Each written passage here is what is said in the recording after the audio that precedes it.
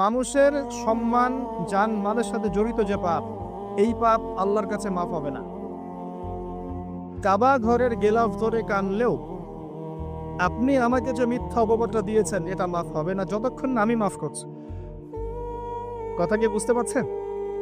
মনে করেন আপনি আমাকে মিথ্যা একটা অপবাদ দিয়েছেন এবং ধুয়ে রেখে দিয়েছেন একদম মিথ্যা অপবাদ দিয়ে। যতক্ষণ আমি আপনাকে মাফ না করছি, কাবা ঘরে গিয়ে গেলাফ ধরে কান্নাকাটি করলো, এই পাপ মাফ হবে না ইনশাআল্লাহ। এই অবস্থায় মৌত হলে কি হবে? পরকালে দেখবেন আমি দাঁড়িয়ে আছি আপনার জন্য।